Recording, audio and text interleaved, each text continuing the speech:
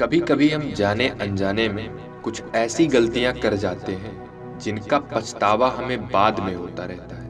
जब हम गलतियां करते हैं तब हम इस बात का बिल्कुल भी पता नहीं रखते कि आगे चलकर इस गलती से हमारे जीवन में प्रभाव भी पड़ सकता है। कभी कभी हमारी ज्यादा अच्छाई भी हमारे दुख का कारण बन जाती है, हमें पता ही नहीं चलता। एक समय की बात है, एक नगर में एक युवक रहता था। उस युवक का परिवार बहुत गरीब था। उसके परिवार में आए दिन किसी न किसी बात को लेकर झगड़े चलते रहते थे।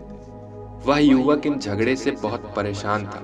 उस युवक ने पारिवारिक झगड़े को रोकने की बहुत कोशिश की, पर वह झगड़े रुकने की जगह बढ़ते जा रहे थे। जब वह युवक काम की तलाश में लोगों के पास जाता तो लोग उससे पूछते, भाई तुम कितना वेतन लोगे?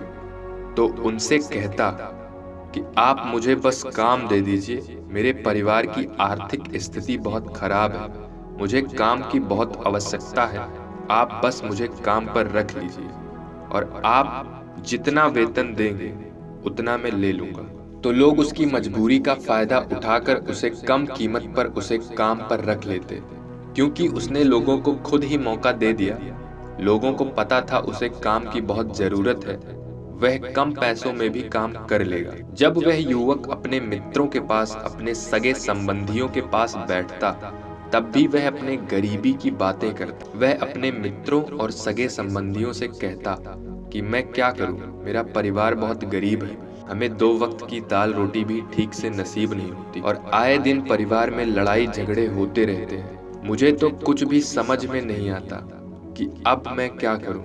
उसके मित्र और सगे संबंधी भी उस समय तो उसके बात सुन लेते, पर उसके बाद सभी उसका मजाक बनाते और कहते, यह गरीब तो गरीब का गरीब ही रहेगा, इसका कुछ भी नहीं हो सकता, इनके तो परिवार में भी प्यार नहीं है, जब देखो एक दूसरे से लड़ते झगड़ते रहते हैं और ये हमारे पास बिना बात का रोना रोता रहता है। जबकि वह युवक तो उनको अपना समझकर अपनी समस्या बता रहा था ताकि लोग उसकी कोई मदद कर सके, लेकिन किसी ने उसकी मदद नहीं की।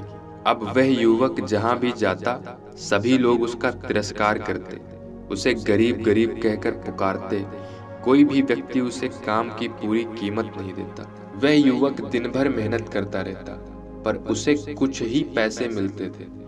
कोई भी उसे पूरी मेहनत का पूरी कमाई नहीं देता था। अगर वह उनको कुछ कहता तो वह लोग उसे कह देते, काम करना है तो कर, नहीं तो जा यहाँ से। अब उस युवक को काम की जरूरत थी, इसीलिए काम तो करता ही था। धीरे धीरे समय के साथ उस युवक की हालत बहुत खराब हो गई। सभी लोग उसका इस्तेमाल करने लग गए, क्योंकि सबको यह पता चल चुका था कि वह बहुत गरीब है, उनका कुछ नहीं बिगाड़ सकता और उसे पैसों की भी बहुत जरूरत है, तो वह काम करेगा।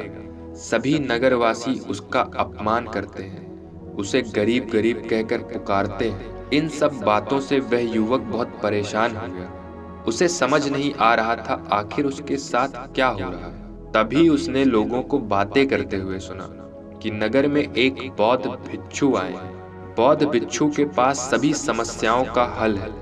वह बौद्ध भिक्षु बहुत ज्ञानी व्यक्ति है। यह सुनकर वह युवक बौद्ध भिक्षु के पास जा पहुंचा।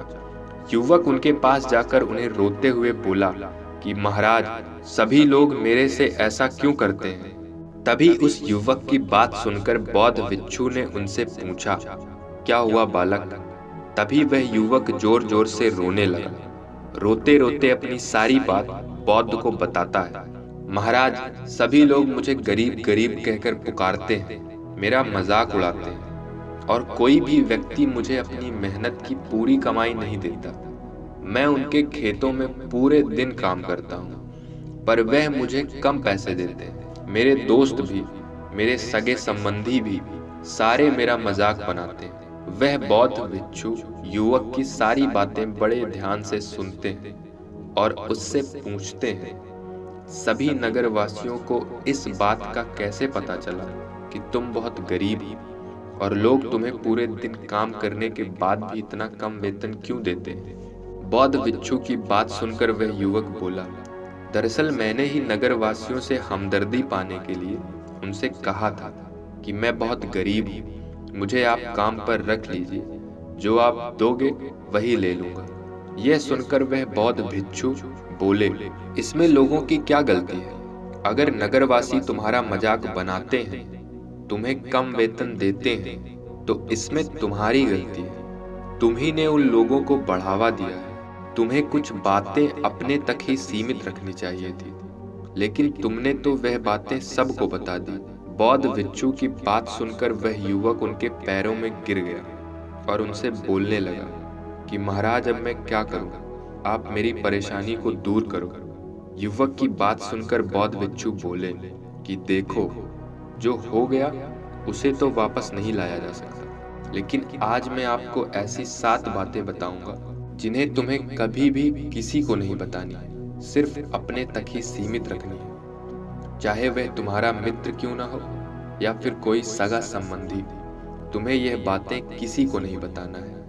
बौद्ध भिक्षु की बात सुनकर वह युवक बड़ी प्रशंसा से बोला, बताइए महाराज, वह कौन सी बातें हैं जिन्हें किसी को नहीं बताना चाहिए? फिर बौद्ध भिक्षु ने युवक से कहा, पहली बात कि जो तुम्हें कभी किसी को नहीं बताना चाहिए वह है तुम्हारे जीवन का लक्ष्य, तुम्हारे जीवन का सपना।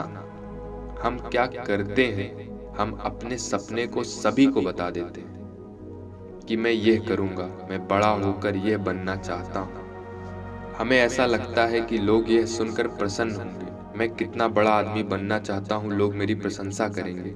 लेकिन ऐसा होता नहीं है। जब हम अपने सपने को लोगों को बता देते हैं तो हमारे मन में संतुष्टि का भाव आ जाता है और मन ही मन बहुत खुश हो जाते हैं, जिससे हम अपने सपने के प्रति वह जुनून नहीं रख पाते जो हमारे पहले था। जब हम अपने सपने लोगों को बता देते हैं तो उनकी उम्मीदें हमसे बढ़ जाती हैं और वे हमारे ऊपर और भी ज्यादा ध्यान देने लगते हैं, जिससे कभी कभी तनाव में भी आ जाते हैं और यही तनाव हमारे जीवन में असंतुलन पैदा करता है और फिर हम अपने सपने से और अपने लक्ष्य से भटक जाते हैं। जब हम अपने सपने किसी को बता देते हैं, आपको कुछ लोग तो प्रेरणा देंगे जिससे आपको आगे बढ़ने में हिम्मत मिलेगी, लेकिन बहुत से लोग ऐसे हैं जो आपको प्रेरणाहीन करेंगे, आपको डीमोटिवेट करेंगे, जिससे आप अपने लक्ष्य से भटक सकते हैं। इसीलिए जो भी आपका सपना है उसे पूरा करो, उसके बाद ही लोगों को बताओ। अगर पहले बता दोगे तो लोग रुकावटें पैदा कर देंगे। सपने को चुपचाप अगर तुमने पूरा किया तो लोगों को स्वतः ही पता चल जाएगा तुमने कौन से सपने हासिल किए।